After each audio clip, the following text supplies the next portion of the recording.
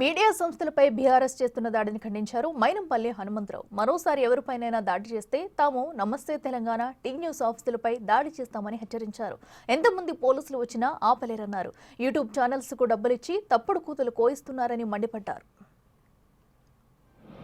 మైనంపల్లిని నిద్ర లేపితే ఎట్లుంటదో బీఆర్ఎస్ కు ముఖ్యంగా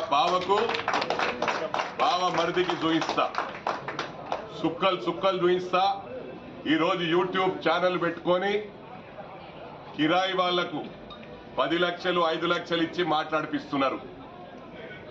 మేము గ్రౌండ్ లో ఉండేటోళ్ళం, ఇది గమనించాలా. ఇంట్లో కూర్చొని వీడియోలు చేస్తే దానికి స్పందించే టైం లేదు. రేపు ఇంకొకసారి ఏ మీడియానైనా దాడి చేస్తే ఇది మొత్తం వాళ్ళ ఫ్యామిలీకి ఇస్తా ఉన్న వార్నింగ్. నాట్ ఓన్లీ హరీష్ రావుకు, కేటీఆర్ కాదు, మరి ఎవరికి గుండెల్లో గుచ్చుకుంటుందో అర్థం చేసుకోవాలా. ఇక నెక్స్ట్ నీ పేరు వెళ్తుంది, ఇది గమనించాలా. టీఆర్ఎస్ దుకాణం బంద్ చేసి బీఆర్ఎస్ స్టార్ట్ చేసింది, భారతీయ రాష్ట్ర సమితి అని.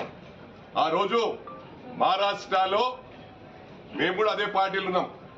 ఎందరో జీవితాలు, పుట్టుక నుంచి బీజేపీలో ఉన్న వాళ్ళను, పుట్టుక నుంచి కాంగ్రెస్ లో ఉన్న వాళ్ళను మీకు అది పడగొడతాం ఇది పడగొడతాం అని చెప్పి వాళ్ళ కలర్ ఊసి వాళ్ళ భవిష్యత్ అంతా నాశనం చేసిన ఘనత ఈ బీఆర్ఎస్ దక్కింది.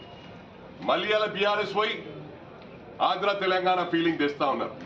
మాకు ఎలాంటి ఫీలింగ్ లేవు. తప్పకుండా ఇది దృష్టిలో పెట్టుకోండి బీఆర్ఎస్ వాళ్ళు.